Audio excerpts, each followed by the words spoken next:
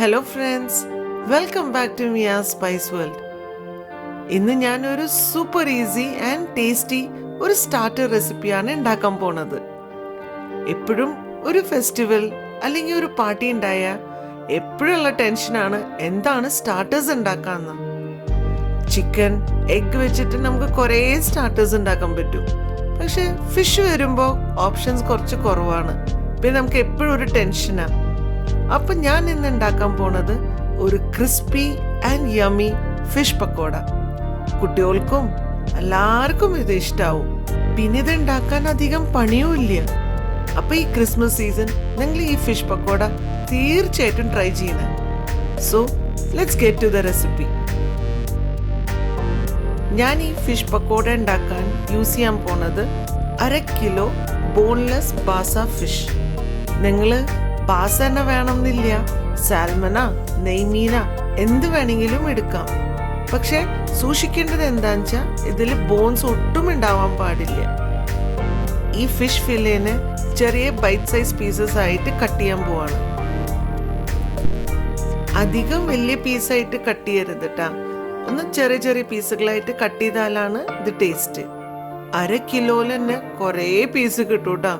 എനിക്ക് തോന്നുന്നു ഒരു 4-5 പേർക്ക് നന്നായി കഴിക്കാൻ പറ്റും. എല്ലാ ഫിഷും കട്ട് ചെയ്തതിന് ശേഷം ഇതിനെ നന്നായി കഴുകണം. നല്ല റണ്ണിങ് വാട്ടറിൽ ഒന്ന് 2-3 പ്രാവശ്യമെങ്കിലും കഴുകിയിട്ട് ഇതിനെ കംപ്ലീറ്റ്ലി ഡ്രൈ ആക്കണം. ആദ്യം ഒരു സ്ട്രെയിനർ വെച്ചിട്ട് നന്നായി ഡ്രെയിൻ ചെയ്തതിന് ശേഷം ടിഷ്യൂ പേപ്പർ വെച്ചിട്ട് നന്നായിട്ട് പാഡ് ഡ്രൈ ചെയ്യാം. ഈ മീനിൽ ഒട്ടും വെള്ളം ഉണ്ടാവാൻ പാടില്ല. നമുക്കിനി സ്ലോലി മാരിനേഷനിലേക്ക് കടന്നാലോ. ഇതിനെ നമുക്കൊരു സ്പെഷ്യൽ പൗഡർ ഒന്ന് ഉണ്ടാക്കണം. അതിനെ ഒരു ചെറിയ പാനിൽ 1 ടേബിൾ സ്പൂൺ മുഴമല്ലി, ഹോൾ കൊറിയാണ്ടർ, പിന്നെ ഒരു 5-6 പെപ്പർ, പിന്നെ 1 ടീസ്പൂൺ ജീരകം, പിന്നെ 1 ടീസ്പൂൺ അയമോദകം, ദാറ്റ് ഈസ് അജ്വൈൻ.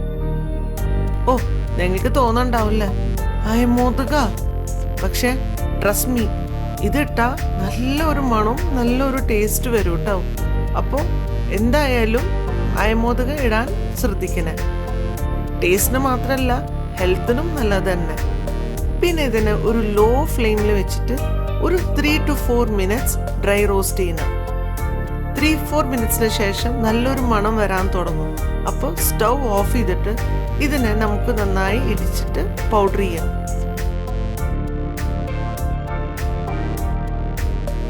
ഇനി നമ്മൾ മെയിൻ മാരിനേഷനിലേക്ക് കിടക്കാം. ആദ്യം ഈ മീനിലേക്ക് നമ്മൾ പൗഡർ ചെയ്ത ആ മസാല ആഡ് ചെയ്യാം. പിന്നെ ആഡ് ചെയ്യേണ്ടത് 1 teaspoon Kashmiri chilli powder, 1/2 teaspoon turmeric powder, പിന്നെ 1 ടീസ്പൂൺ ജീരകത്തിന്റെ പൊടി, കുമിൻ പൗഡർ, പിന്നെ എരിവിന് 1 ടേബിൾ സ്പൂൺ ചില്ലി ഫ്ലേക്സ്, പിന്നെ സോൾട്ട് ടു ടേസ്റ്റ്, പിന്നെ 1 table spoon ginger garlic paste. ലാസ്റ്റിൽ നമുക്ക് വേണ്ടത് 1 ലെമൺ, ഒരു മീഡിയം സൈസ് ലെമണിന്റെ ജ്യൂസ്. എല്ലാം ആഡ് ചെയ്തതിന് ശേഷം ഇതിനെ നന്നായി ഒന്ന് മിക്സ് ചെയ്യണം. മിക്സ് ചെയ്യുമ്പോൾ ഒന്ന് ജെന്റലി മിക്സ് ചെയ്യണം. അധികം പ്രസ് ചെയ്ത് മിക്സ് ചെയ്തെങ്കിൽ മീൻ പൊടിഞ്ഞു പോവും.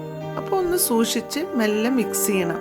നന്നായി മിക്സ് ചെയ്തതിന് ശേഷം ഇതിനൊന്ന് കവർ ചെയ്തിട്ട് ഒരു 20 മിനിറ്റ്സിന് മാറ്റി വയ്ക്കാം. ഇത് മാരിനേറ്റ് ആവുന്ന സമയത്ത് നമുക്ക് ഫിഷിന്റെ ബാറ്റർ റെഡിയാക്കാം. അതിനെ നമുക്ക് വേണ്ടത് ഒരു 1/2 കപ്പ് കടലമാവ്, പിന്നെ വേണ്ടത് ഒരു 1/4 കപ്പ് അരിപ്പൊടി, പിന്നെ സോൾട്ട് ടു ടേസ്റ്റ്,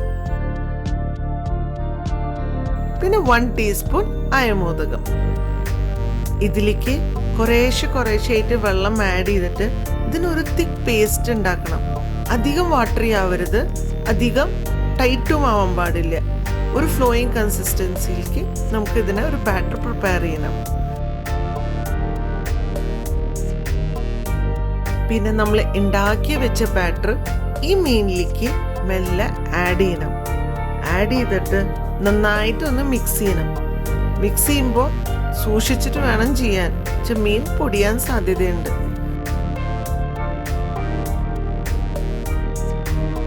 എല്ലാം ഒന്ന് മിക്സ് ചെയ്തതിന്റെ ശേഷം ഇതിനൊന്ന് കവർ ചെയ്തിട്ട് 5 മിനിറ്റ്സ് റെസ്റ്റ് ചെയ്യാൻ കൊടുക്കാം.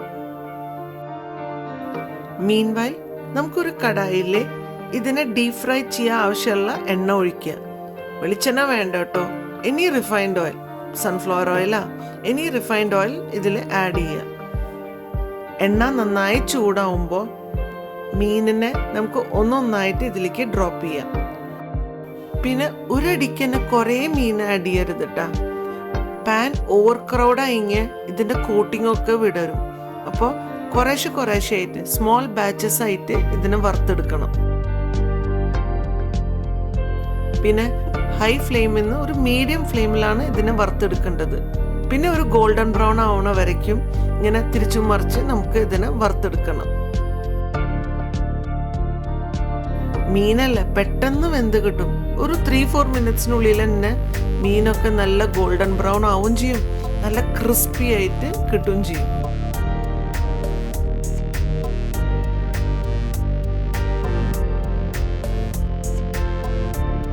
നല്ല ഗോൾഡൻ ബ്രൗൺ ആകുമ്പോൾ നമുക്ക് ഈ ഫിഷ് പക്കോടേനെ ഈ എണ്ണയിൽ നിന്ന് മാറ്റാം.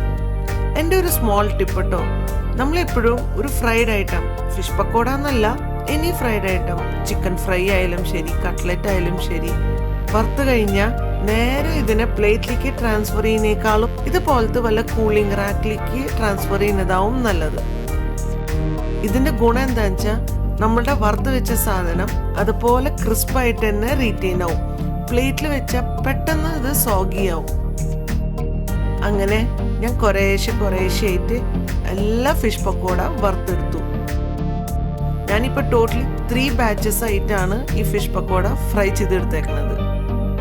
അങ്ങനെ നമ്മുടെ crispy and tasty and super easy fish pakoda റെഡിയായി. നിങ്ങളും ട്രൈ ചെയ്യണം കേട്ടോ. പിന്നെ ഇതിനെ സെർവ് ചെയ്യുന്നത് ബെസ്റ്റ് മയനീസ് അല്ലെങ്കിൽ ടൊമാറ്റോസ് കെച്ചപ്പാട്ടോ. ഞാനിപ്പോൾ കുറച്ച് ഫ്രഞ്ച് ഫ്രൈസും വെച്ചിട്ടുണ്ട്. ഇതും നല്ലൊരു കോമ്പിനേഷനാണ്. ഈ ഫിഷ് ആൻഡ് ചിപ്സ് കോമ്പിനേഷൻ വളരെ നല്ലതാണ്. അപ്പം നിങ്ങളുടെ വീട്ടിൽ ഫ്രഞ്ച് ഫ്രൈസ് ഉണ്ടെങ്കിൽ അതും കുറച്ച് വറുത്തെങ്കിൽ അടിപൊളി കോമ്പിനേഷനാണ്. സോ ഫ്രണ്ട്സ്, നിങ്ങളെല്ലാവരും ഈ റെസിപ്പി ട്രൈ ചെയ്യണേ, പിന്നെ ഒന്ന് ഫീഡ്ബാക്ക് അറിയിക്കണേ. So see you soon in another video. By.